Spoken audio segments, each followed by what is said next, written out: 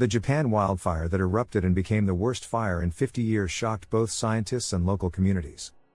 Japan, known for its humid climate and dense forests, has historically been less prone to catastrophic wildfires than drier nations. However, the combination of climate change, land use changes, and shifting weather patterns created the perfect conditions for disaster.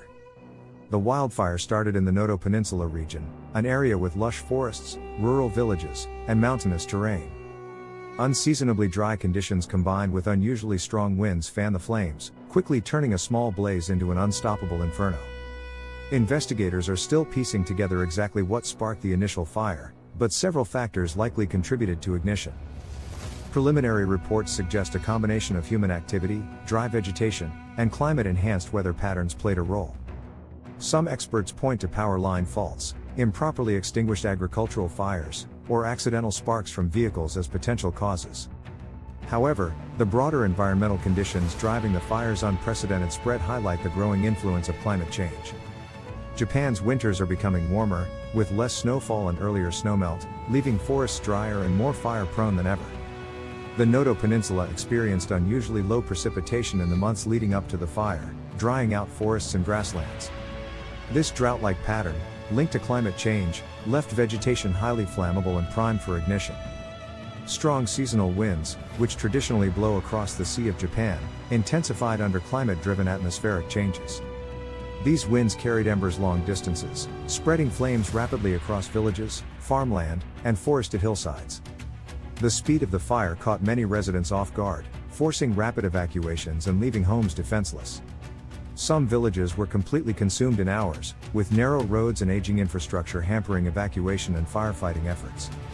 Experts also cite depopulation and land abandonment as compounding factors in the severity of the wildfire. Many rural areas in Japan face declining populations, leaving abandoned farmland and unmanaged forests highly vulnerable to fire. When land is no longer actively farmed or maintained, brush and dry grass accumulate, creating a continuous fuel source. This fuel buildup effect has been observed in other fire-prone regions globally, including parts of Europe and North America. The spread of invasive plant species, which thrive in disturbed or abandoned landscapes, further increases fire intensity. Invasive grasses and fast-growing shrubs often dry out quickly, creating easily ignited tinder across neglected areas. Scientists also point to the urban-wildland interface as a key vulnerability in Japan's changing fire landscape. As rural populations shrink, forests encroach on villages, placing homes and infrastructure directly in the wildfire danger zone. Traditional Japanese homes, often built from wood and paper, are especially vulnerable to fast-moving fires. The fire-resistant landscaping practices common in other fire-prone countries are less prevalent in rural Japan. This lack of defensible space around homes allowed flames to spread directly from forest to village with little resistance.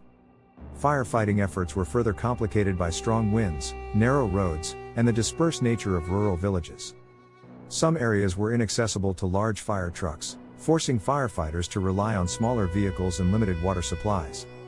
Japan's aging rural population also posed challenges, with elderly residents requiring assistance evacuating and protecting property. The wildfire's intensity overwhelmed local firefighting resources, requiring reinforcements from neighboring prefectures and the national government. Aerial firefighting, including water-dropping helicopters, was limited by high winds and low visibility caused by smoke plumes. This combination of environmental, social, and infrastructural factors contributed to the wildfire becoming Japan's worst in half a century. The disaster highlighted how Japan, despite its relatively humid climate, is no longer immune to large-scale wildfires.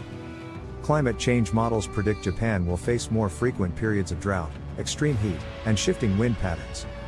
These changes, combined with rural depopulation and aging infrastructure, significantly increase the risk of future catastrophic fires.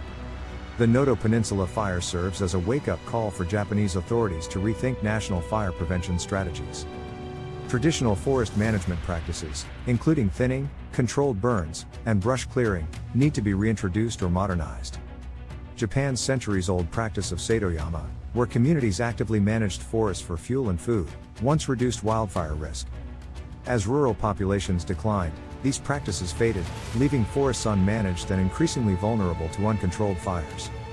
Reintroducing community-based forest management, combined with modern technology, could help reduce future fire risk. Advanced satellite monitoring, drone surveillance, and climate modeling could provide earlier warning of emerging fire conditions. Japan's existing disaster response system, built around earthquakes and tsunamis, must adapt to account for growing wildfire threats. Wildfire evacuation plans, communication systems, and community drills need to be integrated into broader disaster preparedness programs. The Noto fire also underscores the importance of developing fire-resistant building materials suited to Japan's traditional architecture. Combining modern fireproofing techniques with traditional aesthetics could help protect rural homes without erasing cultural heritage. The wildfire's economic and environmental impacts will take years to fully assess, with destroyed homes, forests, and farmland. Tourism-dependent areas in the Noto Peninsula may face long-term economic struggles as scenic landscapes recover from fire damage. Ecologically, the fire may permanently alter forest composition, favoring fire-adapted species over slow-growing native trees. Some species of wildlife, already stressed by habitat loss and climate change, may struggle to recover in fire-scarred landscapes. Japan's wildfire risk will only increase as climate change accelerates, making proactive adaptation essential for vulnerable communities. The Noto fire's devastation reflects the global reality that climate change transforms even traditionally humid regions into fire-prone zones. Japan's challenge now is to learn from this disaster, blending ancient land stewardship practices with modern technology and planning. This hybrid approach, combining traditional wisdom with scientific forecasting, offers the best chance of reducing future wildfire disasters. The Noto fire, Japan's worst in 50 years, serves as a powerful warning of the new climate-driven threats facing the island nation. How Japan responds to this disaster will shape not only future wildfire policy but broader climate adaptation strategies for rural areas. What sparked the fire may have been a single spark, but what fueled it reflects decades of environmental, social, and climate change. The lessons learned from Noto could help Japan prepare for a future where wildfires, once rare, become a regular threat. Without significant changes to forest management, climate resilience, and rural land policies, Japan risks facing even worse wildfires in decades to come.